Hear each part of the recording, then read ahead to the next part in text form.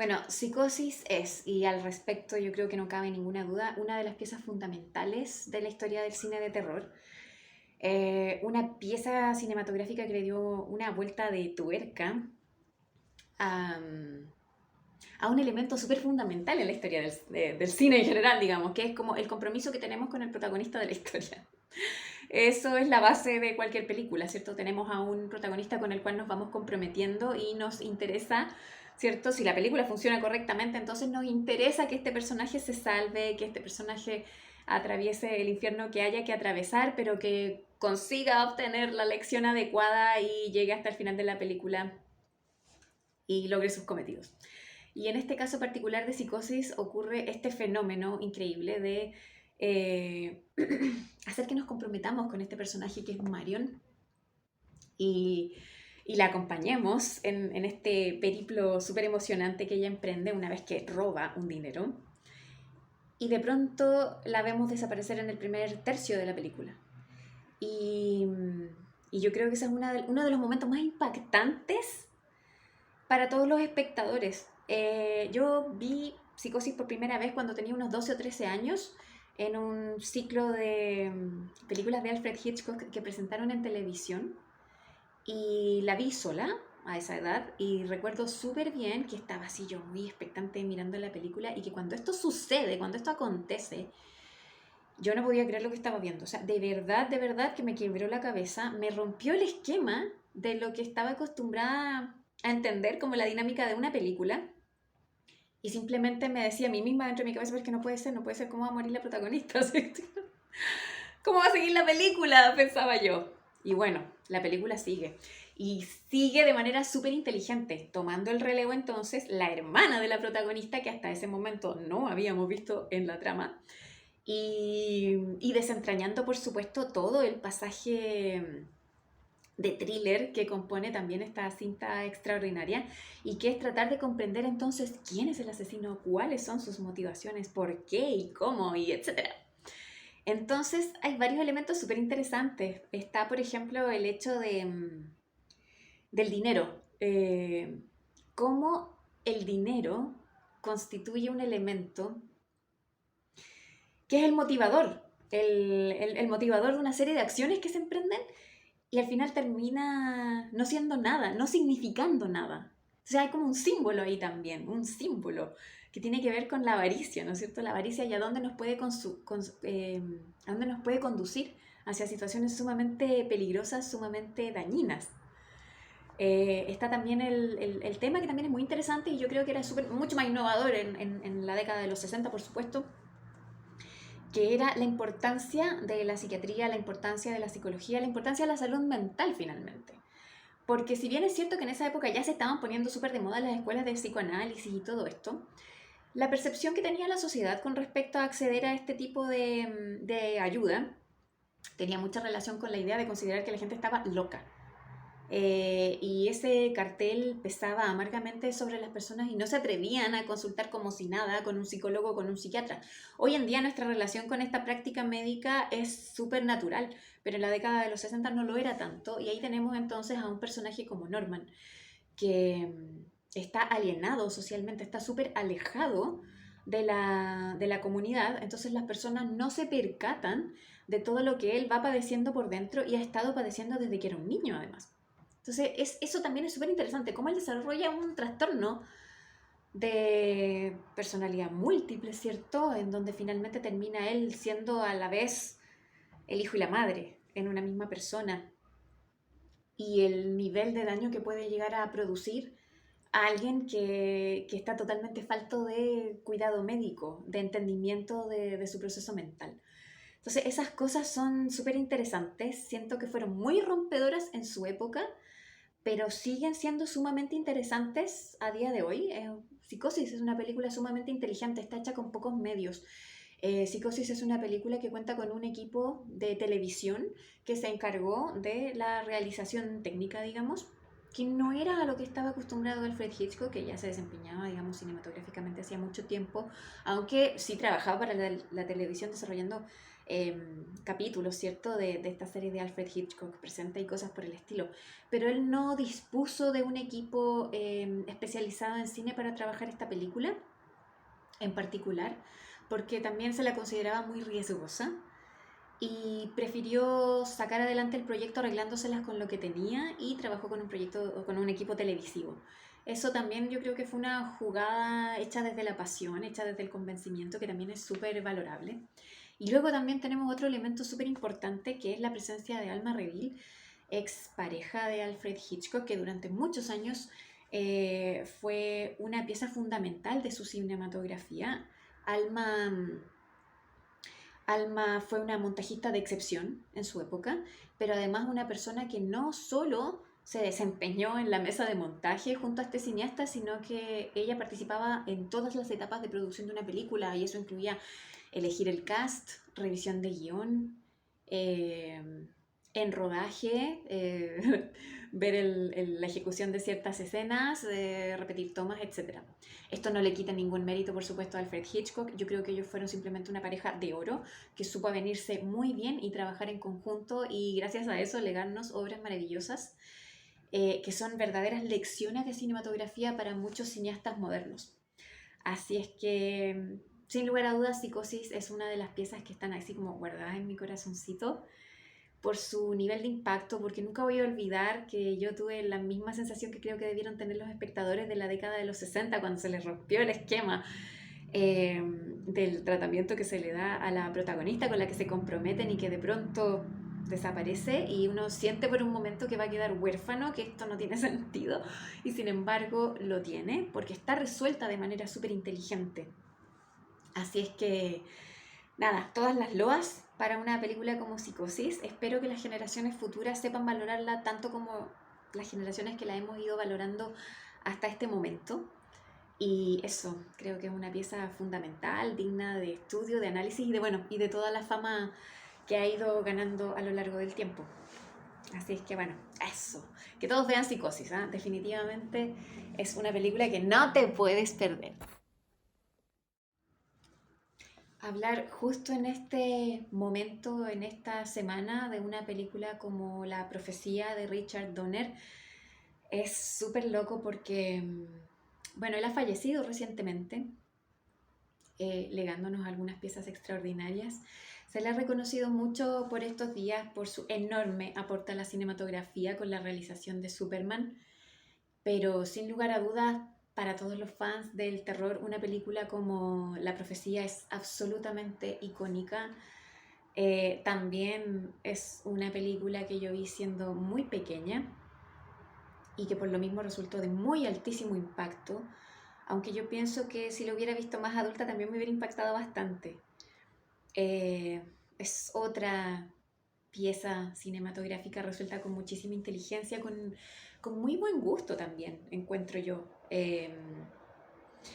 Tiene muchos elementos que finalmente resultan súper inmortales para quienes disfrutamos de mirar películas que nos produzcan sensaciones extremas. Y yo creo que esta película cumple total y absolutamente con su cometido, porque se enfoca con muchísima seriedad y eso es sumamente fundamental. Recuerdo que bueno, la vi cuando era una niña, pero muchos años más tarde, teniendo ya unos 26 años, la volví a ver y encontré el DVD de la película. Me lo llevé a casa, la revisé nuevamente y descubrí que además venía con una versión con comentarios del director, que me parece que era Richard Donner, y creo que era junto a el director de fotografía de la película. Entonces la vi completa de nuevo, pero con los comentarios de ellos dos ahí de fondo. Y fue súper interesante experiencia la de haber encontrado esa versión con toda la información que ellos podían proporcionar y que recordaban, ¿cierto? El anecdotario que hay detrás de la película, que también es súper interesante, es bien importante. Me acuerdo que hay un detallito que, por ejemplo, es, es simbólico. Es simbólico de lo que yo siento que debe ser el trabajar en cine éticamente.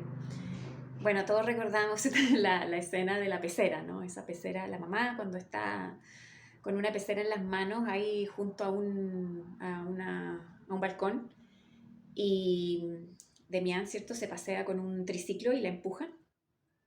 Ella cae junto con la pecera. Y ellos comentaban, y esto me pareció muy, muy interesante, que Richard Donner decía que él consideraba que ningún ser vivo tenía que padecer sufrimiento para la realización de una película y mucho menos ser sacrificado. Postura con la que concuerdo total y absolutamente. Entonces, hay efectivamente un pececito, ¿cierto? En la pecera. Hay tomas que nos van a mostrar al pececito dentro de la pecera, pero en el momento en el que la pecera cae, lo que hay dentro es, yo qué sé, no sé, o una pieza de papel o de plástico, no sé, lo que sea, pero es un símil del pez, una cosa inerte, que está puesta ahí solamente para que se vea el color cuando cae. Y en el momento en el que hicieron la toma, que es en el suelo, pusieron sí. Es una muy breve tortura del pececillo. Lo pusieron ahí para que pegara un par de aleteos y luego lo retiraron inmediatamente y lo volvieron a colocar en una pecera.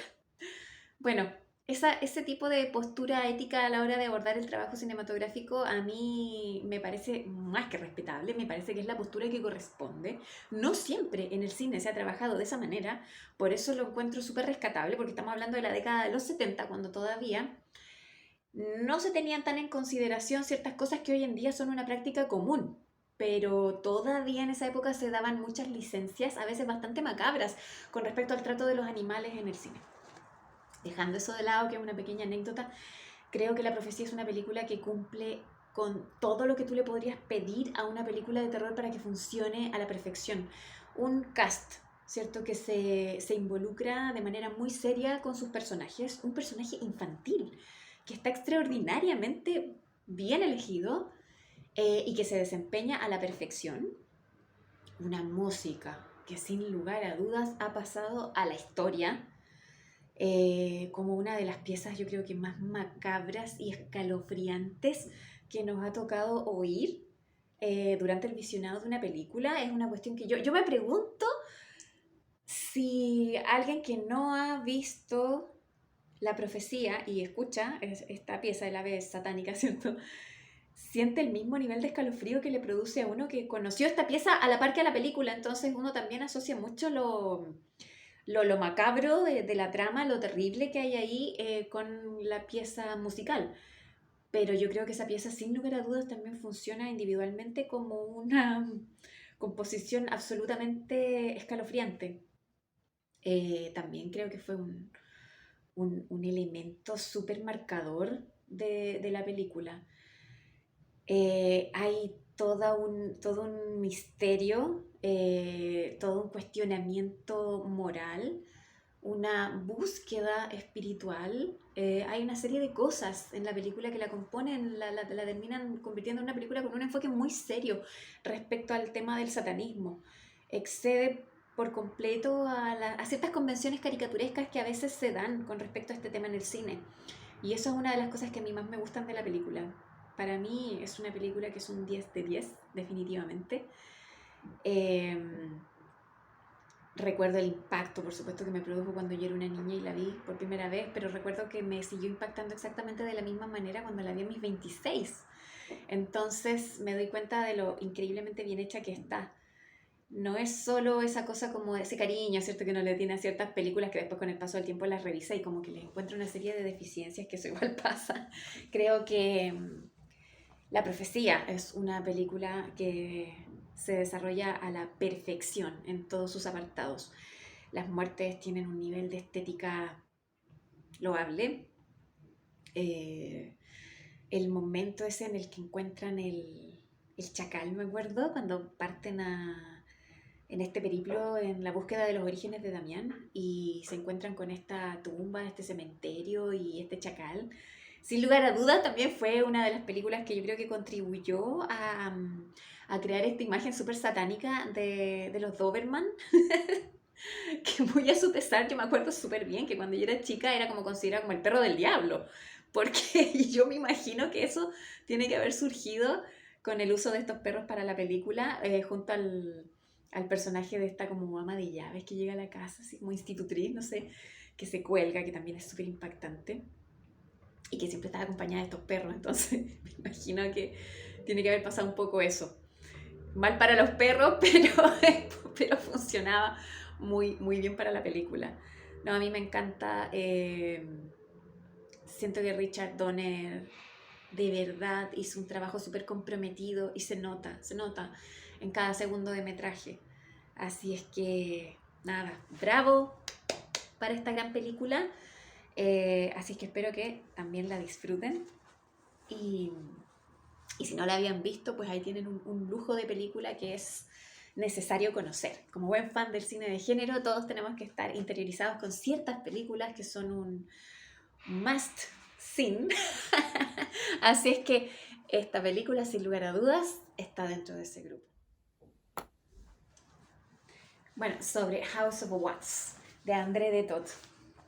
Bueno, todo aquel que me conoce sabe que yo soy una super fan de Vincent Price, que sin lugar a dudas es la estrella de esta película. Así es que creo que a mí me cuesta ser objetiva cuando se trata de hablar de Vincent Price. Yo solo puedo ver perfección en este actor. Para mí representa un ideal de rostro para la interpretación. O sea, tiene un atractivo físico, eh, una especie de magnetismo físico súper especial, una voz y dicción que desde luego lo hicieron súper famoso y que tienen un mérito por cuenta propia. Absolutamente lógico el reconocimiento que ha llegado a tener Vincent Price como narrador de historias. Creo que son elementos fundamentales en la interpretación y cuando se encuentran de manera tan innata en un individuo, como fue el caso de Vincent Price, entonces tú encontraste de verdad que un tesoro para trabajar con él en pantalla, que tuviera todos estos elementos, su enorme atractivo y magnetismo físico, sumado a una voz con una cadencia tan seductora y elegante, son una combinación que no siempre se puede encontrar. Así es que el caso de Vincent Price yo creo que es muy especial en la historia del cine. Su capacidad para comprometerse además con los personajes desde las ópticas más curiosas muchas veces, con esta indagación de personal, ¿cierto? Esta búsqueda que le caracterizó con respecto al mundo de lo macabro, de lo gótico, de lo oscuro, finalmente, y de la que se hizo cargo con muchísima dignidad, poniéndonos a su persona como un modelo de algo a lo que creo que muchos que estamos en el cine de terror queremos aspirar. Esa aura que tuvo Vincent Price en vida es casi irrepetible, eh, pero aunque hubo otro grupo, ¿cierto?, de caballeros extraordinarios que le acompañaron también en este mismo periplo y nos ofrecieron esas posturas elegantes que traspasan por completo a la pantalla y se convierten en parte de la historia cultural de una época, como fue el caso de colegas de él, ¿cierto? Como Peter Cushing o Christopher Lee, que también son grandes caballeros de la industria del cine y rostros extraordinarios dentro del rubro que corresponde al terror. Museo de Cera o House of Wax es una película fascinante, tiene todos los elementos que a mí me resultan súper llamativos, o sea, un villano que es absolutamente encantador y elegante, es un villano que te seduce, una personalidad psicopática que está presa de una obsesión que además tiene una, una canalización hacia lo estético que es muy importante y que es una de las cosas que a mí por lo menos me resultan súper atractivas en el cine de terror y quizá es lo que me conecta muchas veces con géneros como el giallo y cosas por el estilo que tienen que ver mucho con la elaboración estética. Bueno, esta película que es antecesora de esas corrientes sí que tiene también eso y se expone a través de esta creación de personajes para el Museo de Cera a cargo de este artista, que en el fondo es un alma súper torturada y que compone eh, a este villano que finalmente llega a carecer por completo de alma al momento de buscar nuevas criaturas que le acompañen en su galería, siendo el mismo finalmente un esqueleto horroroso que se quiere ver rodeado de belleza a como de lugar y asimismo cubrirse también él de una falsa belleza, ¿cierto? Proporcionada a través de su máscara, que finalmente lo revela. Es algo que luego llegó más o menos a repetirse con la historia de Doctor Fives, donde también él era una criatura de aspecto horripilante que se cubría con una máscara de personaje mucho más normal, digamos, y que tenía también una obsesión que tenía que ver con asesinar y también a través de una serie de elucubraciones y puestas en escena que eran de carácter muy estético para haber satisfecho en este caso su ánimo de venganza. Eh, es una película preciosa que funciona muy bien, muy muy bien. Sigue siendo una película súper efectiva hasta el día de hoy. Y por supuesto que para todos los que somos amantes de Vincent Price, que somos muchos, soy una más de muchos, y le reconocemos grandes méritos a este actor, es un lujazo siempre poder visionarla y, y creo que es de esas piezas como fundamentales de la historia del cine que no van a morir nunca. Tiene mucho de poético, macabro. A mí me gusta eso en el mundo del terror, mezclar lo poético con lo macabro. A mí personalmente esa búsqueda me interesa mucho, una búsqueda que tiene vínculos con la estética, que no es solamente el componer imágenes para impresionar y aterrorizar al espectador. Para mí igual es importante que todo ese contenido vaya acompañado de algo un poco más profundo. Yo creo que en general muchas de las películas en las que intervino Vincent Price tienen eso como característica. Y eso es una de las cosas que vinculo inevitablemente a este gran actor y es parte de lo que siempre estoy buscando en el cine.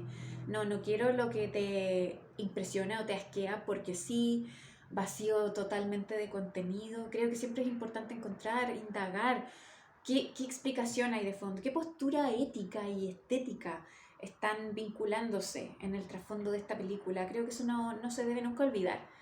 Y el cine clásico se hace cargo mucho de eso y las películas en las que intervino Vincent Price en general también tienen mucho de aquello. Así es que una infaltable también en la biblioteca de cualquier aficionado al terror. Y el tema de los museos de cera a mí siempre me ha parecido súper fascinante, en particular. No sé, esta idea como de... eso y también los seres inanimados que pueden de repente cobrar vida. Esas son como dos cosas que me parecen súper fascinantes. Las muñecas que reviven, las marionetas sobre todo, que de repente cobran vida y tienen como voluntad propia. En el caso del Museo de Cera, esta cosa, como esta idea como de las almas torturadas que pueden estar atrapadas detrás de un personaje ficticio, de una construcción. Eso también me parece súper fascinante. Y en este caso es sumamente importante quién es el creador que está detrás. Ahí ya las entidades son muy importantes, por supuesto, pero el alma creadora de este universo del museo es el ente principal, porque es el que pone en ejecución todas estas piezas y finalmente es el centro de la historia. Así es que este personaje de Vincent Price es uno más de los personajes extraordinarios que componen su galería personal de interpretaciones y yo lo amo, absolutamente. La novia de Frankenstein de James Whale. Se suele decir que segundas partes nunca fueron buenas, esto es como un tópico clásico cuando hablamos de cine, pero siempre hay también excepciones que transgreden a esta regla y sin lugar a dudas esta es una de ellas. Eh, Desde mi punto de vista, La novia de Frankenstein supera con creces a la primera de la saga y, y la dota de muchos más elementos que tienen relación con el espíritu de la novela original de Mary Shelley, que es una novela sumamente profunda, llena de reflexiones sobre ética, sentido de pertenencia, origen, moral y necesidad de identificación con un medio. Es una novela sumamente profunda, que es sorprendente que haya sido escrita por alguien tan joven en aquel momento como era Mary Shelley, con unos 18 o 19 años. Y, y por lo menos en la primera película de esta saga, no se llega a observar ese nivel de profundidad. Siento que muchas veces, de hecho, el monstruo de Frankenstein se ha convertido en un personaje que es un poco más parecido a un monstruo de feria eh, que al personaje lleno de inquietudes mentales que realmente es si tú lees la novela. Bueno, dicho esto, hay que decir que la segunda película entonces, La novia de Frankenstein, sí es una película que se hace un poquito más cargo de todo esto y no por ello elimina todos los aspectos que obviamente para la cinematografía son importantes. La cinematografía es también tiene por objeto el entretenimiento y eso yo creo que es algo que nunca tenemos que olvidar las personas que estamos en esta industria. Se puede perfectamente entretener a la audiencia y al mismo tiempo entregarle contenidos bien profundos, importantes para la reflexión posterior, pero no debemos descuidar que la función también es atrapar al espectador durante un rato, hacerlo vivir en este mundo de ficción que nos acompañe, que se entretenga, que saque de ahí una serie de elementos que pueden ser sumamente inspiradores o no, depende de la película, es todo muy relativo, pero es un espacio en el que uno se evade un poco de la realidad y no de una mala manera necesariamente, sino que de la manera más positiva. La novia de Frankenstein es una película que no carece de humor para nada y tiene cosas muy creativas a nivel de estética. Recuerdo, por ejemplo, estas escenas como con unos homúnculos, que eran estos personajes que eran miniaturas de seres chiquitos que vivían bajo unos cristales, ¿cierto? Y, y está llena de cosas así muy originales. Pero lo más icónico, sin lugar a dudas, de la película, y que da nombre también a esta pieza maravillosa, es la presencia de Elsa Lanchester, quien interpreta además en la misma película a Mary Shelley y también a la novia de Frankenstein, ¿cierto? A la novia para la criatura que se desarrolla en esta ficción. Hay que tener en consideración la época de realización y desde ese punto de vista la estética que acompaña a este personaje, que es absolutamente novedosa para su época, esta idea de esta mujer con este vestuario que sí asemeja al de una novia, ¿cierto? Porque está compuesto de estos retazos blancos y con este cabello que está así como electrificado, que es, según he visto en algunos documentales, el maquillador que creó el aspecto de este personaje lo propuso a partir de una semejanza, digamos, con el clásico busto de Nefertiti. Y de ahí partió la idea de hacer esta cabellera que es espesa y se proyecta. Bueno, que luego vendría a ser algo así como lo que es Marge Simpson, un poco como eso. Yo creo que el personaje de Marge Simpson, la cabellera de Marge Simpson, bebe mucho de este personaje, de la novia de Frankenstein. Y a su vez la novia de Frankenstein tiene esta similitud estética con el busto clásico de Nefertiti. Y así es como en la historia del arte y del cine una cosa alimenta a la otra y eso permite crear nuevas y extraordinarias puestas en escena, nuevos imaginarios culturales. Esta película es muy preciosa, supera en todo sentido a su antecesor, o sea, desde el punto de vista del tratamiento psicológico de cada personaje, la fotografía, la seriedad con que se abordan ciertos temas, el hecho de que no deja el humor de lado, pero de todas maneras se hace cargo de algunos temas bastante más profundos. Entonces es una película sumamente inteligente. A mí me impresionó mucho. Yo la vi ya grande, no vi esta película siendo niña. A pesar de que yo vi mucho cine clásico cuando yo era muy pequeña, pero esta película la llegué a ver ya bien adulta. Y me pareció sorprendente que aún así la película, no sé, es como inmortal, siento que es de esas piezas maravillosas del cine que como que no envejecen con el paso del tiempo. No todas las películas consiguen tener ese gran mérito. Eh, Hay películas que pudieron resultar súper impactantes en una época, pero con el paso de las décadas no resisten de la misma manera los aficionados de generaciones posteriores. La novia de Frankenstein es una película que yo creo que a través de las décadas siempre va a resistir el visionado del público. Tiene ese mérito. Y eso es lo que ocurre cuando el tratamiento de, de un guión, de una idea, se hace con tanto respeto y con tanto compromiso. Así es que para mí también es una de las piezas fundamentales de la historia del cine. Bueno, hay muchas piezas fundamentales, pero esta sin lugar a dudas es una de ellas y es un lujo para el ojo del espectador poder ver todo este despliegue de fantasía en la pantalla cuando uno ve una película como esa. Son esas cosas que uno las mira y de verdad emocionan porque te sorprenden y te encantan hasta el hueso. Tienen toda esa magia de lo romántico, toda esa magia que también uno como estudioso de la historia del cine observa en el desarrollo de la industria. Siempre hay que tener en consideración el entender a las películas desde la perspectiva de la propia época en la que fueron creadas. Entonces hay películas que desde esa perspectiva, como decía hace un momento, resisten muy bien la crítica del ojo público y luego ya no, porque en la medida en que pasa el tiempo surgen nuevas corrientes de pensamiento, los públicos están preparados también de otra manera, también han recibido nuevos estímulos, etc. Pero en el caso de esta película, eso no ocurre. Ocurre que sigue siendo una película súper actual, súper actual. Y por lo mismo pienso que va a seguir siéndolo, porque esa película ya tiene casi 100 años.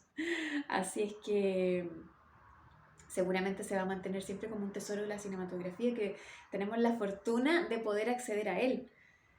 Hay que siempre tener en consideración también desde lo técnico lo difícil que era, imagínense, grabar en esa época con los tipos de cámaras que habían, lo pesado que era el equipamiento técnico, lo complejo que era manipular todo eso, en comparación, por ejemplo, a cómo hoy en día podemos nosotros tener efectos especiales, por ejemplo, en los apartados de miniaturización de personajes y todo eso que aparecen ahí en la película, son grandes logros para la época. Yo a veces intento hacer ese ejercicio de viajar en el tiempo en mi mente y tratar de imaginarme el mundo desde la perspectiva de esos espectadores que acudieron a ver esas películas en esa época cuando eran una novedad absoluta y encontrarse con esa magia en la pantalla. Qué experiencia tan increíble, porque nosotros ya estamos como un poco viciados en ese sentido. Nosotros ya desde pequeños, la generación mía ya tiene televisor, eh, imagen en color, efectos especiales de muy compleja elaboración. Entonces tenemos el ojo súper acostumbrado a ciertas cosas, pero no siempre fue así. El cine se tuvo que desarrollar paso a paso. Y hay momentos de creatividad que siguen resultando sumamente efectivos y sorprendentes en películas muy antiguas. Y eso yo siempre lo festejo y lo celebro porque de verdad que ahí es donde se ve el enorme trabajo de los equipos que están detrás. Así es que La novia de Frankenstein es un claro ejemplo de innovación técnica, pero sin descuidar, obviamente, todos los ejes dramáticos que componen a la historia y con un personaje inmortal, inmortal de la historia de cine, que es Elsa Lanchester como la novia, cuya estética ha sido tan absolutamente pregnante que hasta el día de hoy yo creo que incluso si uno no ha visto la película, uno la reconoce, incluso así. Así es que esos son grandes méritos que a veces tiene la industria del cine y de la ficción. Así es que eso. Me encanta esa película, la encuentro una maravilla absoluta. Sobre Rec, de Paco Plaza y Jaume Balagueró. Eh, yo vi esta película por primera vez viviendo en España, precisamente. La vi con amigos de allí en Barcelona. Me pareció una película sumamente fresca, sumamente entretenida, muy atrapante, Creo que está súper bien conducida, tiene un montón de personajes que son bien entrañables y una dinámica así como de barrio y de vecindad que funciona súper bien, que se siente como muy realista. La tensión se mantiene permanentemente, siendo una película muy bien conducida. O sea, bueno, no por nada finalmente llegó a generar la fama que hoy en día la caracteriza. Eh, Tuve luego la fortuna de conocer a uno de sus directores, a Paco Plaza, el 2018 cuando estuvo en un festival en México. Y en esa oportunidad, mientras con mi equipo estábamos presentando Trauma, él fue un invitado de lujo, estaba estrenando Verónica en ese momento y se hizo una presentación especial muy entretenida que fue en un autocinema que se llama Coyote, allá en Ciudad de México, y se hizo una exhibición de REC con Paco Plaza presentándola. Entonces eso estuvo muy bonito. Acudimos todos, todo nuestro equipo, digamos el equipo de Trauma que estaba presente ahí en México en ese momento, éramos 5 personas, las 4 actrices principales y Lucio Rojas el director. Lo pasamos súper bien, me acuerdo que nos fuimos en una van todos juntos cantando canciones así pero de Mecano, de todo. Fue muy divertido, tengo videos de eso. Lo pasamos muy bien, la verdad es que fueron unos días maravillosos en México. Y bueno, tuvimos la experiencia además de volver a visionar esta película junto a su propio director, a uno de ellos, así que igual fue genial eso, esa experiencia fue muy linda. Eh, Sin lugar a dudas, yo creo que REC es uno de los puntos fuertes de la cinematografía de terror española. Hay, por supuesto, una serie de piezas súper interesantes en la cinematografía española, pero REC creo que de alguna manera logró generar un concepto que revivió eh, la importancia del cine que se hacía ahí en la península ibérica a nivel internacional y ganó mucha notoriedad en otras latitudes. Y creo que volvió a permitir que el foco volviera a centrarse en lo que se está produciendo allí en España. Yo creo que tuvo ese mérito también. Es decir, es una cosa que finalmente se da por añadidura, no ni siquiera creo que sea lo que están buscando los directores cuando hacen una película. Una película como REC, si tú la ves, tú te das cuenta de que está hecha desde la pasión, desde el compromiso.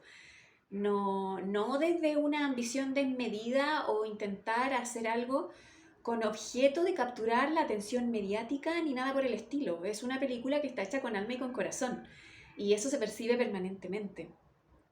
Luego, eso termina cosechando, ¿cierto? Efectos positivos en la medida en que la película hace un recorrido por festivales y después llega a otros mercados, etcétera. Y siento que ha sido muy beneficioso para ambos directores que hoy en día no están trabajando juntos, pero siguen cada uno de ellos haciendo películas bastante extraordinarias, cada uno por su cuenta.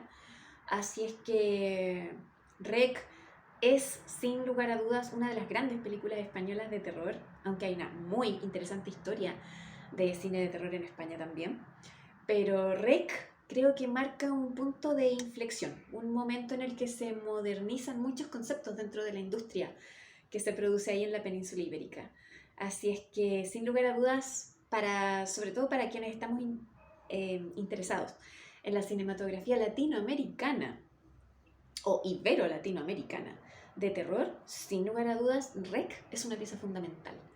Luego tuvo un remake que se llama Quarantine en Estados Unidos. Debo admitir que yo en realidad no lo he visto, pero sí tengo entendido que es una copia plano a plano de la película original de Balagueró y Plaza. Yo me quedo con la película española, no me cabe la menor duda de que es la que tiene alma absoluta. No veo... Bueno, mira, no tengo nada contra los remakes, pero creo que hay algunos que son increíbles. Pero a veces siento que no hace falta hacer remakes. Aunque he visto cosas muy buenas en cuanto a remakes. No soy una enemiga del remake, pero sí me pasa que de repente siento que, bueno, con la industria gringa de repente pasa esto, ¿no? Que como que toman cosas súper interesantes, inteligentes que se hacen en otras latitudes y es como que no las pueden llegar y ver tal como llegan de otro lugar. Es como que necesariamente la tienen que reconvertir en algo culturalmente más asimilable para ellos. Y eso lo encuentro como extraño, lo encuentro curioso. Siento que una cosa que de hecho caracteriza a los fans del cine de terror Es que nosotros tenemos como la capacidad de visionar cine de muchas latitudes diferentes y no necesitamos que nos hagan el símil a través de nuestra propia cultura para disfrutarla. O sea, los fans del cine de terror, los verdaderos fans del cine de terror, la gente que consume mucho, tienen alta preparación con respecto a estética, con respecto a análisis técnico también, porque el cine de terror en general es muy desafiante. Es el cine más desafiante. Ese y el de ciencia ficción, por supuesto. Me refiero a desafiante en términos de desarrollo técnico, porque, porque demandan creatividad constante e innovación constante en los efectos especiales, en puesta en escena, en una serie de cosas, y en no perder rigor dramático, que también es a veces uno de los vicios en el que se ha caído en algunas oportunidades, como mejorar la técnica sin descuidando elementos que tienen que ver con lo dramático. Son muchos los desafíos de los que se tiene que hacer siempre cargo el cine de género. Entonces las películas logradas en género de verdad que son películas que siempre están por sobre la media, encuentro yo, en todo tipo de cinematografía. Eh, Esta película fue icónica, Rec, absolutamente icónica. Sigue siendo una película que en Latinoamérica, México, ¿cierto? Y en España es señera en lo que industria de terror se refiere. Así es que mis felicitaciones para Paco Plaza y Jaume Balagueró. Creo que hicieron un excelente trabajo y bueno, han seguido haciendo cosas muy interesantes desde entonces hasta la fecha. Así es que es de esperar que nos sigan sorprendiendo hacia el futuro.